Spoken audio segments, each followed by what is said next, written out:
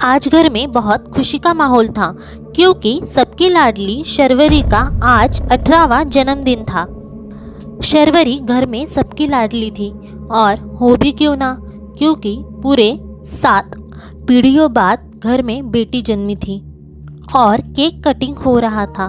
तभी शर्वरी कहती है, थैंक यू सो मच चाचा चाची, मम्मी पापा, दादा दादी, आपने मेरी हर एक इच्छा पूरी की। Thank you so much.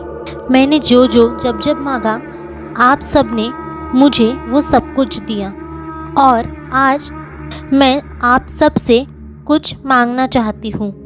तब उसके दादाजी कहते हैं, मांगो बेटा, क्या चाहिए तुम्हें? तब शर्वरी कहती है, मुझे अपने गांव की हवेली में जाना है। ये सुन के सबके होश उड़ गए। तभी शर्वरी कहती है, हाँ मुझे पता है, हमारे गांव में हमारी एक हवेली है और मुझे वहाँ जाना है। तब शर्वरी के पापा ने उसे पहली बार डांटा और कहा, कहीं नहीं जाओगी तुम।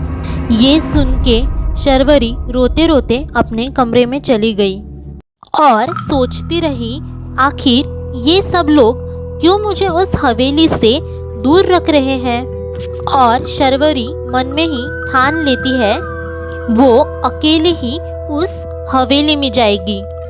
और जैसे ही रात होती है वो घर से सबकी नज़रों से छुपते छुपाते घर से निकल जाती है और गांव जाने के लिए बस पकड़ती है। और वो रात के लगभग 2 बजे एक स्टेशन पर उतरती है और एक ऑटो से आगे का सफ़र करती है।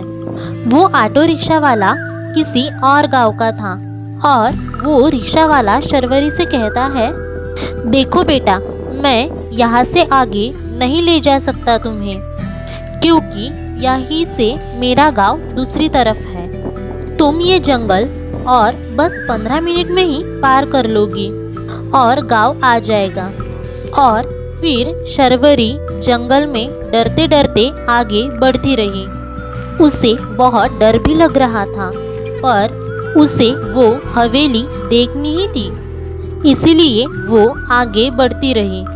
और अचानक से उसके सामने एक औरत आ गई। ये देख शर्वरी डर गई और वो औरत शर्वरी से कहने लगी, तुम जहाँ से आई हो वापस चली जाओ। जहाँ पे तुम जाना चाहती हो वो जगह तुम्हें जिंदा वापस तुम्हारे घर नहीं जाने देगी।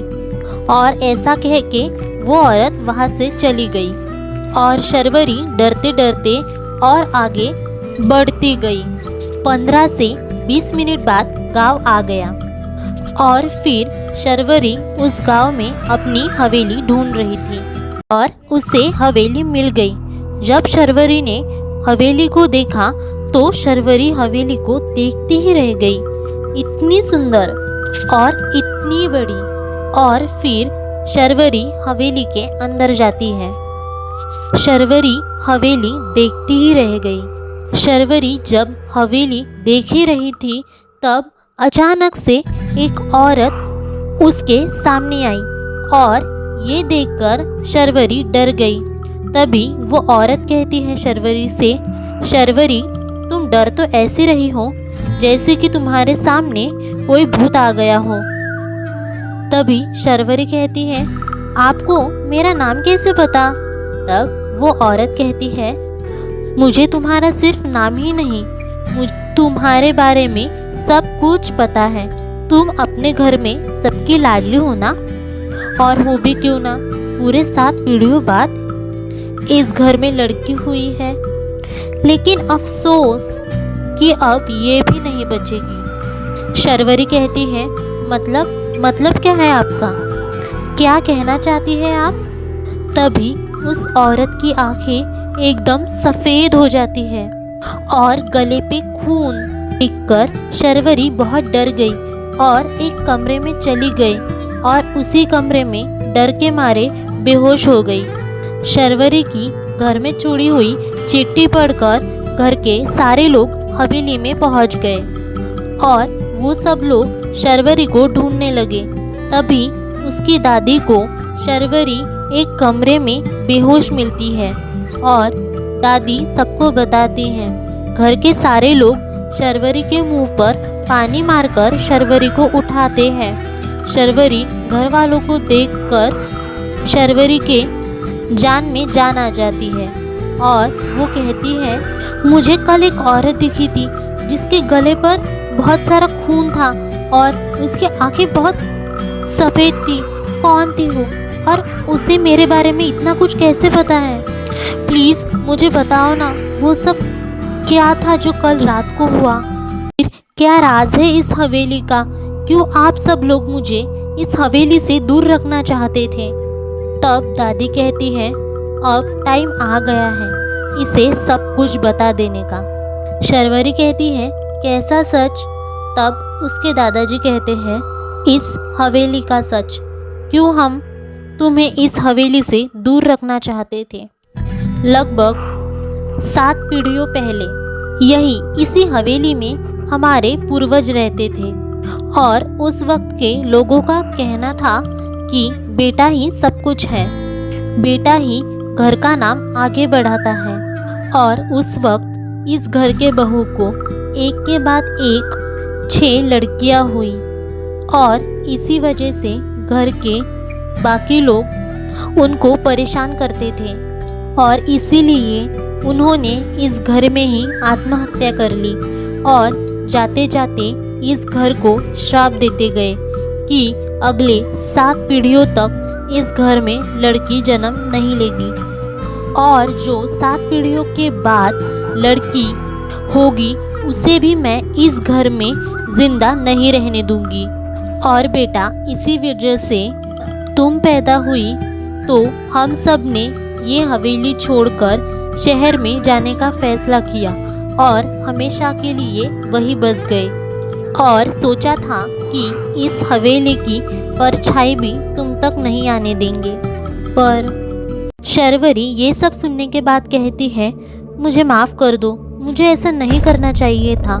तुम सबको बिन बताए मुझे यहाँ नहीं आना चाहिए था। आप लोगों ने ये सब मेरे लिए किया और मैं आप लोगों को ही। तब शर्वरी के चाचा जी कहते हैं, अब ये टाइम माफ़ी मांगने का नहीं, हमें जल्द से जल्द यहीं से निकलना होगा। और जैसे ही घर से सब लोग निकलने लगते हैं तब हवेली का दरवाज़ा अपने आप बंद हो जाता है और सब लोग डर जाते हैं। और तभी उन सबको पायल की छन छन सुनाई दी। उन सबको ऐसा लगा कि कोई पायल पहनकर उन सब के आगे पीछे चल रहा है और फिर अपने आप दरवाज़ा खुल गया और सब लोग बाहर निकल गए और घर पर जाने लगे। और जंगल में ही अचानक से दोनों भी गाड़ियाँ बंद पड़ गई और घर के सारे लोग गाड़ियों से नीचे उतरे और उन सबको फिर से वही औरत दिखी जो कल रात को शर्वरी को दिखी थी। वो औरत कहने लगी, वो इसको यहाँ से नहीं जाने देगी। और ऐसा कह के वो औरत वहीं से आगे निकल गई। शर्वरी के पापा कहते हैं, लेकिन इनको कैसे पता? तो दादाजी कहते हैं, अगर इन्हें हमारा प्रश्न पता है तो उत्तर भी पता ही होगा। और फिर सारा परिवार उनके पीछे जाता है और शर्वरी के मम्मी पापा उस औरत से हाथ जोड़ते हैं और कहते हैं, प्लीज़ हमारे बच्चे को बचा लीजिए। तो दादाजी कहते हैं, हमें यकीन है कि आपको इसका उत्तर ज़रूर पता होगा।